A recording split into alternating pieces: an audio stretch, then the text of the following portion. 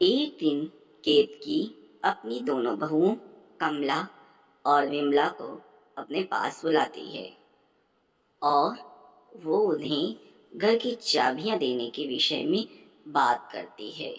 दोनों बहुएं आ जाती हैं। केतकी कहती है, बहू, इस घर की चाबियां अब मैं दोनों में से किसी एक को सौंपने के बारे में सोच रही हूँ।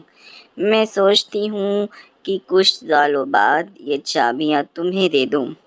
आज होली है, आज इसका फैसला मैं कर दूँगी, लेकिन मैं चाबियां उन्हें देना चाहती हूँ जो ये दिखा दे कि वो अपने परिवार से कितना प्यार करती है। मैं किसी काम से जा रही हूँ, शाम तक इस बात को साबित कर देना। इतना कहकर के वो चुप हो जाती है। कमला पूछती है, माँ जी, परिवार से कितना प्यार करते हैं, इसे साबित करने की क्या जरूरत है? हम सभी परिवार से प्यार करते हैं और प्यार को साबित करना नहीं पड़ता माँ जी। प्यार तो सबको दिखाई ही दे जाता है। इसीलिए रही चाबियों की बात, तो वो आप चाहे तो विमला को दे दीजिए। जब तक आप हैं, आप चाबी अपने पास रखिए माँ जी।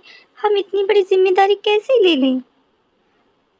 कमला केतकी को समझाती है, लेकिन केतकी कहती है, नहीं बहू, अब ये चाबियां तुम दोनों में से किसी एक की हो जाएंगी। इसके बाद केतकी वहाँ से चली जाती है। वहाँ से जाने के समय ही विमला नई तरकीब सोचने लगती है कि वह कैसे वो कमला को हरा पाए। इसीलिए वो तुरंत जाती है और कुछ विचार करने के लिए अपनी सहेली से मिलने के लिए, ताकि वो उसकी राय ले सके। वाह! इधर कमला भी सोचती है कि उसे होली में अपनी सहेली से मिलने जाना है। सहेली से मिल करके वह वापस आ रही होती है और रास्ते में वह कुछ देखती है। अपने घर के पास देखती है कि माली अपने दो बेटों के साथ में बैठा हुआ है और वहीं पर नमक और सूखी रोटी है। बच्चों, आज होली का त्योहार है, उसके बावजूद मैं तुम्हें कोई स्वादिष्ट भोजन नहीं करा पा रहा हूँ। सिर्फ ये नमक और रोटी खिला पा रहा हूँ। मैं इसके लिए बहुत शर्मिंदा हूँ बच्चों, मुझे माफ़ कर देना। ये नमक और ये रोटी ही इस त्योहार में तुम्हें मिल पा रही है मेरे बच्चों।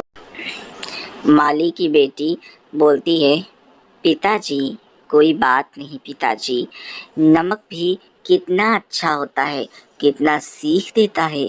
जिस तरह नमक के सारे दाने आपस में सटे हुए होते हैं, वैसे ही हम सब प्रेम से रहते हैं पिताजी। और बिना नमक के भोजन कैसा? तो समझिए, नमक को चखिए और समझिए जो भोजन करना है वह भोजन हम कर रहे हैं। आप चिंता मत करिए। आपने भी तो अपने लिए कपड़े वगैरह कुछ नहीं लिए पिताजी, हम सब खुश हैं। हाँ पिताजी, दीदी तो सही कह रही हैं, हम सब खुश हैं। आप चिंता मत करें, यहाँ पर कोई दिक्कत की बात नहीं है। वैसे भी आज होली है और होली में हम सब एक साथ हैं, यही बहुत बड़ी बात है। इसीलिए उसकी चिंता आप मत करें कि यहाँ पर हम लोगों को खाना नहीं मिल रहा है। बच्चों की बात सुनकर माली उसे गले से लगा लेता है। यहाँ पर कमला सब कुछ सुनती है और वो सोचती है कि कितने समझदार बच्चे हैं।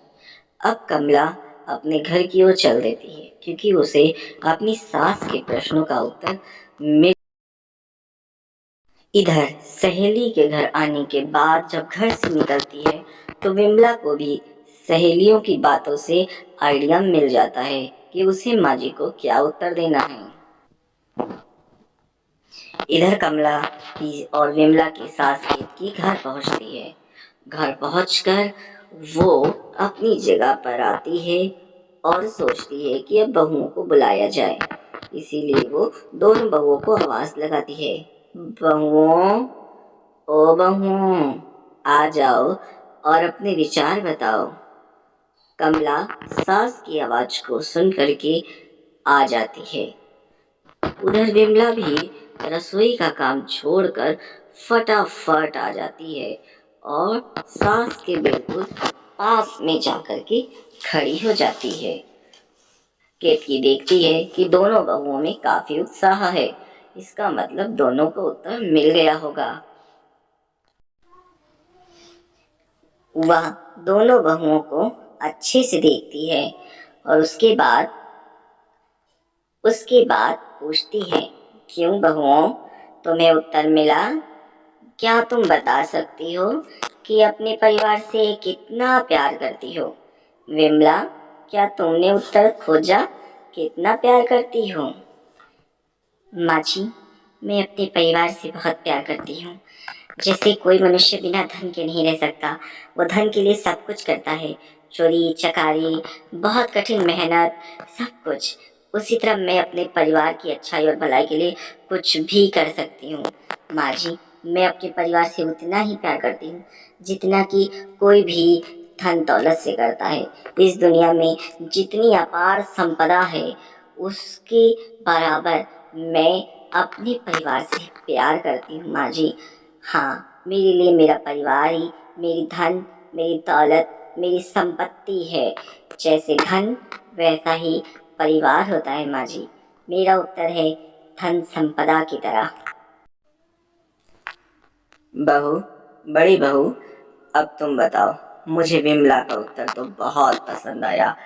जैसे मनुष्य धन के लिए सब कुछ करता है, वैसे ही हम अपने परिवार के लिए करते हैं। मैं तुम्हारा उत्तर जानने को उत्सुक हूँ।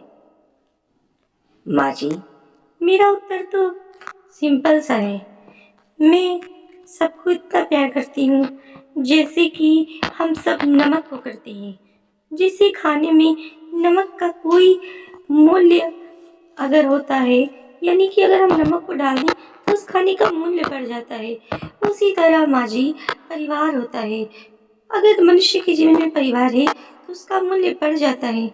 मैं अपने परिवार से उतना ही प्यार करती हूँ जितना हम और आप नमक से करते हैं माँ जी। नमक के बिना तो कुछ भी नहीं है, इसीलिए नमक मेरा उत्तर है। मैं विमला के उत्तर से संतुष्ट हूँ, लेकिन पूर्णतया नहीं। बाकी तो अब आपके ही हाथ में है कि आप किसके उत्तर को सही मानती हैं। नमक के दाने कैसे एक साथ इकट्ठा रहते हैं, वे कभी अलग नहीं होते।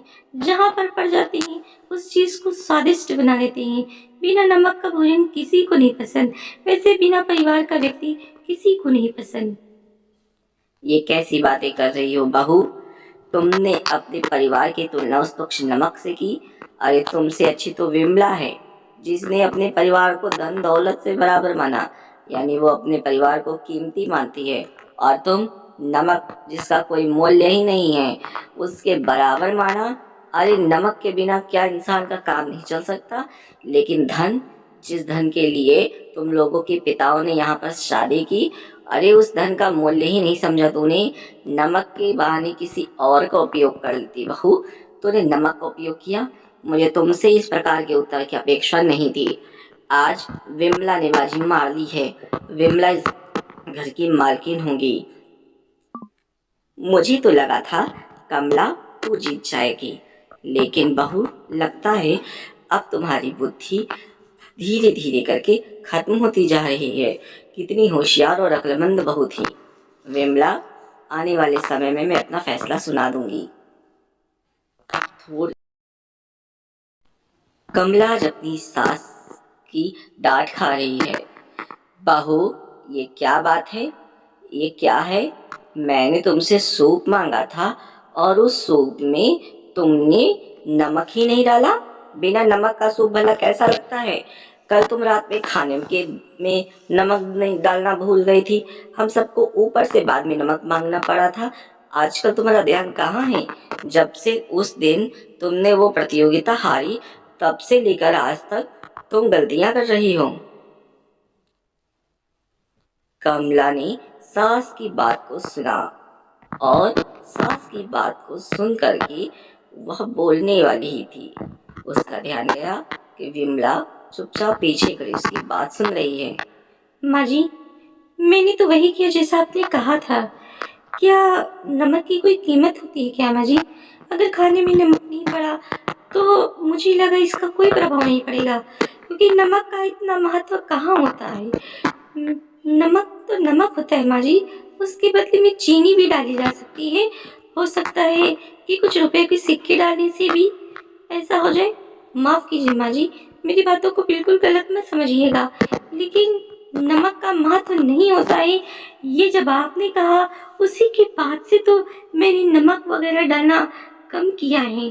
अगर इसमें मेरी कोई गलती हो तो मैं माफ़ी भी चाहती हूँ माँ जी, मुझे माफ़ कर दीजिए।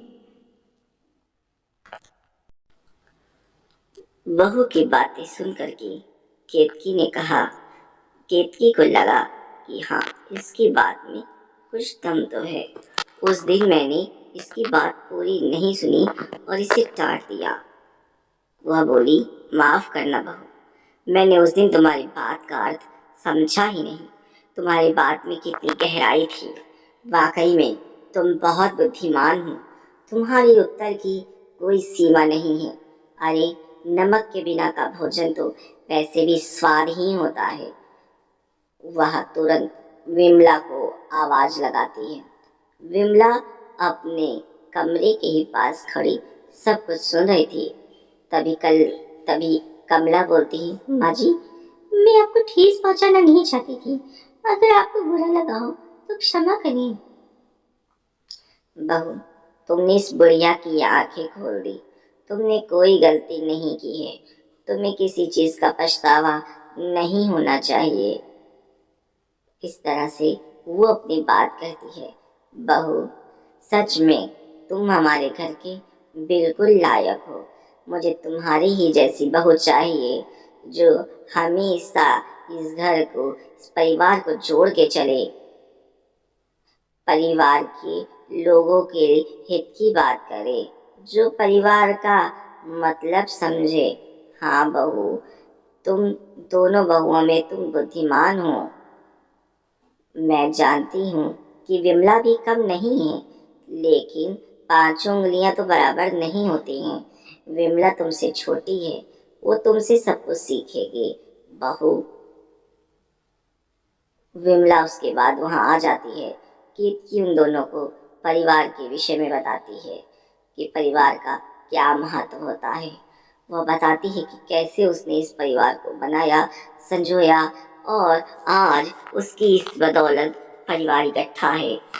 वह कहती है, मुझसे वादा करो, इस परिवार को कभी टूटने नहीं दोगे या मेरा परिवार बनाए रखोगे। उसके बाद दोनों अपनी सास से परिवार संजोए रखने और आपस में रहने का वादा करती हैं। तो देखा दोस्तों आपने इस कहानी से कैसे कमला ने अपनी बुद्धि का परिचय